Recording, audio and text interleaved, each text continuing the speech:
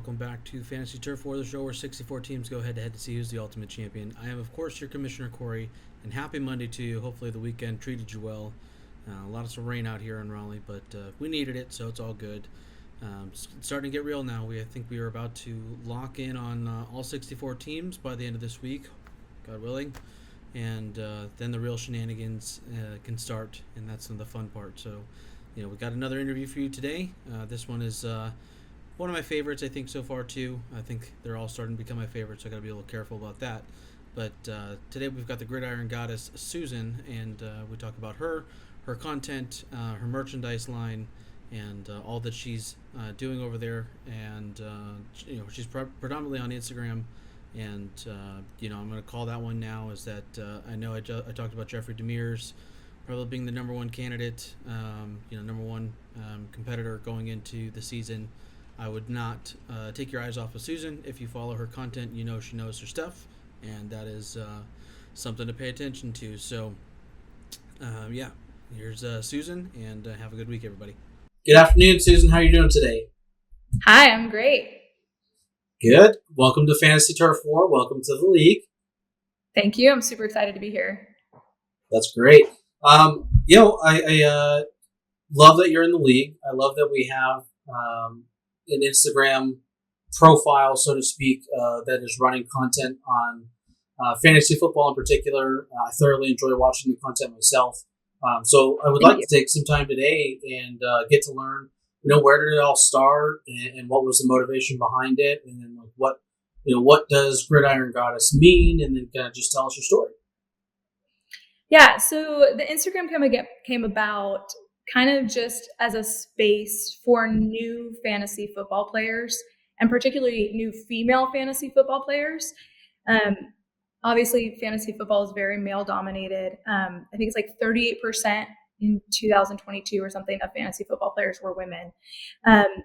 So when you look at the accounts, there's just not something tailored necessarily towards female players. And so I saw that and thought, let's try to fill that space a little and let's cater it to new fans, especially because obviously the Taylor Swift effect for the NFL is bringing younger female fans, new female fans to NFL. And so I just wanted a place where they could go to get educated and to have funny content and just tips and tricks. That is a place that's not necessarily like, I feel so silly for asking this question. It's basic things so that they can get their feet wet from the get-go. And yeah, I like that. And the idea of taking the community that already exists out there, right? 38%, it may not seem like a high percentage, but that's still quite a bit of female players. Right, it's not nothing. Right. We're here. We're playing. They don't have that representation. They don't have that community that they could feel comfortable in and ask the questions that they might have, or even just amateur fantasy football players in general. There's a little bit of the banter back and forth, like you want to make sure you're making the right calls. So it's a good community to be in, and I think that's a great place to do it is Instagram, because it's meeting the community where they're at in an engaging way that keeps them going. And it's just short snippets of information, so it's not necessarily long form content if that's what they want. Right. So I think it's good. There's quite a few businesses out there that are starting to come up where the same model seems to be making itself apparent. Is they're taking a community that's already existing and they're building a space for them and really building that out. And I think that's an amazing thing that you're doing over there with Gridiron Goddess. So congratulations for that. Thank you. And I have to say, I have been super encouraged. There's an organization started by someone called Unwind. There's about 60 women in a Twitter message. And it's all women. Some of them have their own YouTube channels. They're hosts, they're writers. The VP of Trophy Smack is in that group. Stefania Bell is in this Twitter group. So they have been a really great source of, one, inspiration, and two, just welcoming, being like, here is a place where you can be. And they've been super supportive of me starting this space. So that's been really great. Yeah, that's awesome. Yeah, like I said, it's the community that's already existing that's encouraging sometimes those communities can turn a little hostile sometimes and kind of get their own, but it's good to see that it's not doing that. Yeah, it's good to see. No, not at all. So what was the inspiration behind the name Gridiron Goddess? I like alliteration, and you see gridiron referred to for the football field, not as much anymore. I mean, there's like an old movie. I don't even remember what it's called, but there's some old movie, right, that has gridiron in the name. And so I was like, I like that. And we went with goddess because there were other things like football femmes or whatever. And that was the one I liked the best. So that's what we went with. Cool. Yeah, it definitely fits the brand, and it's catchy, right? It's not deterring. It's good. I like it. And you also have your own merch line. I do. So we've got my hat here, and then I am wearing. We have several Taylor Swift inspired shirts. This is one of them. It's hard to see, but it says "I dreamt of you all summer long," and it has it's hard to see in the video, but it's the X's and O's of a play being drawn out. So we've got several of those, which when we come to my team name later, you'll see I'm clearly a Swiftie. But so that's just a couple of the things. One of my favorite lines though that we have is called the team pride line, and every team in the NFL has a shirt that says "I believe." Happens to be the 49ers one. I believe, and then I know. I'm sorry. Whatever the colors are for the team. And then on the back, if you want to, you can personalize it with a name and number. So this is one of my favorite things. And there's different colors and stuff like that. But those are the Taylor Swift stuff. And then that line are two of my favorite things that are on the store. Very cool. Yeah, and Taylor Swift has definitely in the last year brought a lot of attention to football and fantasy football. Right, yeah. So it's a great time to be a Swiftie football fan. Yeah, I'm sure and I am someone's going to say I'm saying that wrong. I'm fully in on the NFL tailored the schedule around Taylor. Oh, yeah, they tailored the schedule for Taylor? Yes, I'm invested. Why wouldn't they? Yeah, I mean, it's a business decision, right? Like, if she brings eyeballs to the NFL, and it means that they've got to rearrange a couple things, look, it is what it is. You're going to watch the game anyway, and if you weren't going to watch the game, it doesn't change your mind. So, it's all good. Yep, exactly. Yeah. So, I'm definitely going to have to pick me up one of those is it silver and black shirts or the black and silver shirts for the Raiders. Yeah. So I think we talked about it offline. So I didn't know I can customize the back of it. So now you can. Yeah, they're customizable. So I'm going to go buy me one of those. Are you hoping Minshew starts for you guys? Or you want it to be Aiden? I don't know. I liked Carr. I thought he was good. And Gruden, I thought he was okay. And I'll give him a chance. Yeah. I'll give Minshew a chance. He brings his own attention. We'll see. Yeah. Yeah, the Raiders make some questionable choices. Like, we finally drafted some great talent, and they gave it to Chicago, and the Meyer Bowers draft choices, two tight ends in a row. That's interesting. Yeah, I don't. I'm just going to say that they have a plan, and I just don't know it yet. I bet it's what it is. It will all come to light. It'll show itself to the fans. We'll see. All right. Well, since we're on the topic of football, let's go ahead and switch gears here, and we'll start talking shop. So you bring to fantasy football, you have 7 years of experience in fantasy football. Is that correct? Now, maybe 8. Something like that. Right, yeah, 7 or 8. And so usually when we get to this point in the conversation, I have to ask those who have been in the league for a while the real tough questions. But for the people who are watching and not listening, you can already tell in the background that you have a championship behind you. So how many do you have under your belt? I have 3. Wow. Last year I won a league that is my brother-in-law and all his friends. So that was pretty fun. I won a neighborhood league. The first league that I started playing in was just a neighborhood league for where we were living. I played in that for 3 years. That third year I won the ship. And then I guess the year before I won one as well. And last year I came in I won a ship. I got second place, and I got third place. So I think I was in 6 leagues last year, and I was placed in 3 of the 6. So wow. So that sounds to me like you're a serious competitor for the rest of the 64 teams, 63 teams. So yeah, there's a couple people that are like, we won one out of, I don't know, say a decade. But you have a consistent record then of making the playoffs and winning championships. So I would say for all the other teams at home, you should pay attention to this one. So don't sleep on it for sure. What do they call us? Degenerates? The people who pay attention to fantasy all year long, a fantasy degenerate? That's me. I like to call us fans. And it's different too, right? Because it's part of your business, so it's like you have to be engaged all year long. So like we've been doing this. That's true. We started production. I think our first social post was the day of the Super Bowl last season. Mm-hmm. So we've been in full swing since February. So it's different for us, and not the real degenerates out there. Yeah.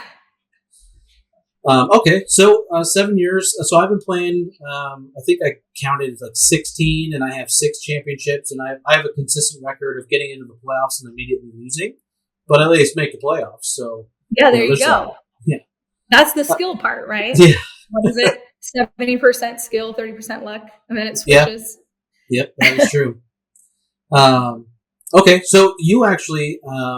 Talking about real NFL teams, you are actually one of the exceptions in the league, in that you are a fan of the team that you are local to, which I thought would have been the other way around. I thought all the people are home team pride kind of things, and it seems to not be the case. But you are from the Dallas area, and you are a Cowboys fan. So I think. Sorry. Go ahead. Go. I think a lot of that has to go with the fact too that I grew up watching Cowboys games with my dad. Okay. So there's the nostalgia of it, and plus we're here, so I get the news. Yeah. So if you're in the market and you're getting the local news that not everybody's paying attention to necessarily, I think that increases, for me, it increases my awareness, which increases my fandom a little. Now, I'm not like a diehard Cowboys fan, but I pay attention to the team, and I will actively watch their games. Like I'm seeking out the Cowboys games to watch. But I think like a lot of fantasy players, I'm watching for other teams. I'm watching games to watch individual players, but I do seek out to watch the Cowboys, but I'm not like, I don't have a bumper sticker or anything. My sister probably does. She's a Cowboys fan, but we're from Chicago, so I don't get it. Well, there you go. See, you never know. The other team that I'm a fan of generally that I will try to watch all the time is the Rams. Okay. But that's, my wife's family is from the St. Louis area, and so they were St. Louis fans, they're Cardinals fans, they're Royals. And so when they moved to LA, the family, loyalty just moved to LA with them. And so we've been paying attention to the Rams quite a bit too. Okay, that makes sense. Yeah, so from being from Chicago, I'm also a Raiders fan, which is a whole different story. But I support the Bears. Okay. But I naturally grew up hating the Packers and the Cardinals. Oh, there you go. And so I also now developed a hatred for the Rams for what they did to my Raiders, stealing the stadium spot. But it's a little bit of a sore subject right now. I do like what we got instead, but we were supposed to be back. Does that mean you also hate the Chargers since they share a stadium? Yeah, sure. Why not? I would if they were an annual threat. But they don't seem to be too much of a threat these days, so we're okay. We're okay. Herbert, I think he's going to be okay this year. Yeah. Okay. Yeah, I'm probably going to eat those words at the end of the season. So. You never know. You never know. Yeah. But, respecting your hometown team, there's something to it. So, good on you. And I thought that would have been the norm for the league. And there's a bunch of people that are just mismatched across the country of they like teams that aren't near them. So that's funny. And everybody has their reasons why they like a different team. There's a story behind every single NFL fandom. Yep. And those stories are really awesome. Yep, that is true. Whether it's like you said, there's a lot of I grew up watching them with my parents, or my parents took me to a game when I was younger and I was hooked. There's a lot of stories there, and we're getting into some of those with the interviews, which makes it that much cooler of a conversation with folks to have. And it's pretty interesting to see all the backgrounds. Yeah, good stuff. All right, so 64 teams, fantasy turf war. I think we've covered all of our bases, so we're going to wrap this up with what we call overtime, which are 3 random questions, no study guide, no preparation, and also no math in case you were worried. There's plenty of time for math in the league. So, question number 1, do you believe in aliens? I don't know how you can. Like, the universe is just so big, and we know so little that, like, we can't be it. Like, that feels crazy that we would be it. So I feel like my default answer has to be yes, mostly because it just doesn't make sense that we would be it. Okay. Now, do you think it's more of the microbial thing on some far off place, or do you think it's like mothership comes once in a while and parks it? Probably closer to the first one. Okay. All right. Fair enough. I think that's about what most people are saying as their response is like there has to be something, like statistically, which makes sense for fantasy football. Statistically, there has to be something else, right? So, yeah. All right. So, question number 2, and you can't use the trophy. What is the most unusual item in your office, and what is the story behind it?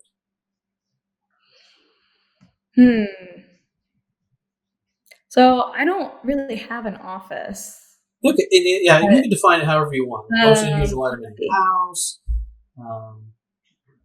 So just to stall a little bit, people have had like stolen goods. Someone showed off a Disney collection, so it could be anything you want.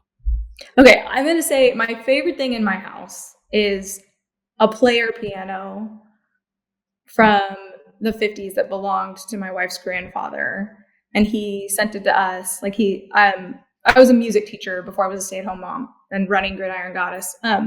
So we have this old player piano with all these paper reels, and it's songs like Blue Moon, like 50s era music.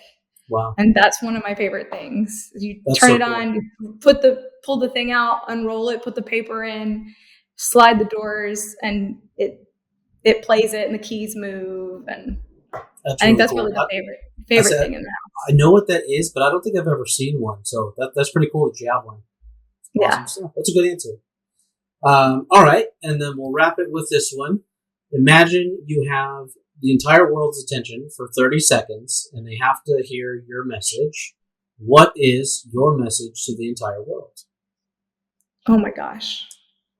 What a heavy question. And I'll filibuster again so you can think. So we've had as deep and sentimental as you want to go, and we've also had someone just do a 30-second commercial. So like it can be anything you want. I mean, that would be the easy thing. Come buy my stuff at Gridiron Goddess, right? Probably it's just say something to the effect of like, remember that love makes the world function. I think I would go the deeper, more sentimental route to try to just remember everybody's human. We're all doing our best. Let's remember that love makes the world go round if we're being cheesy about it. All right. No, it's a good answer. And a lot of teams also take the same kind of route. So I appreciate that. And I think that message in general, it needs to be heard more than all this other stuff that's coming out these days. And, we need more people saying stuff like that where, look, we're all humans. We all need to love each other. And, that's got to mean something. Otherwise, we're going to lose sight of all of this pretty soon. So, yeah, I think it's a great message. So, not cheesy at all. All right. Okay, good. Well, Susan, it's been an absolute pleasure. I want to wish you the best of luck in the league. It sounds like you are going to be a serious contender, so I will have my eye on you. I do my power rankings. Yeah. I do the power rankings based off the interviews and kind of my gauge on your experience and, how comfortable you feel about fantasy and making those moves. And I got to say the consistency of making it into the playoffs is a pretty serious thing to pay attention to for people who've played for a while, is that they know you're going to be a contender. So you're one to watch for sure. In that gesture, where can people watch you at, or find, or follow, or buy your merchandise? Where can people find you? So Instagram is where we put most of all of our content. It's Gridiron_Goddess on Instagram. There's a matching Facebook page, so you can just do that. The website is thegridirongoddess.com. Very cool. And I am a subscriber to all of those myself, and I think we have some news coming on merchandise, hopefully in the short term. I do need to go buy that shirt and make sure I wear it today. And then the content, it's like daily content, right? Because I think every time I look, you're like the first thing that pops up at the top of my feed. So it's pretty consistent. I try to post Monday through Friday. And Wednesdays is, what is it Wednesday? That's where we're giving definitions, either in NFL or fantasy. Thursdays is a fantasy tip of some sort, talking about mock drafting, drafting strategies, things like that. And then Fridays is Feature Friday, where I take either a female fantasy football analyst, a female fantasy football writer, or I've done female NFL coaches. There's just a spotlight on women in the NFL fantasy football industry. Very cool. Yep. And then I think that's great that you're doing that. And we've tried to make sure that we keep that aperture open when we're finding our teams, and that we've tried to bring in folks from all crowds. And the women crowd, the female crowd is definitely underrepresented, and we're trying to make sure that they have a seat at the table with the rest of the teams. So I'm glad that you're here, and it seems like you're going to do them proud. So no pressure, right? That's right. Yeah, right. Oof. Awesome. Well, and of course, we'll link to all those things in the show notes, but it's been an absolute pleasure, and I wish you the best. And we'll see you in the drafts. All right. See you in the draft. All right. Thank you.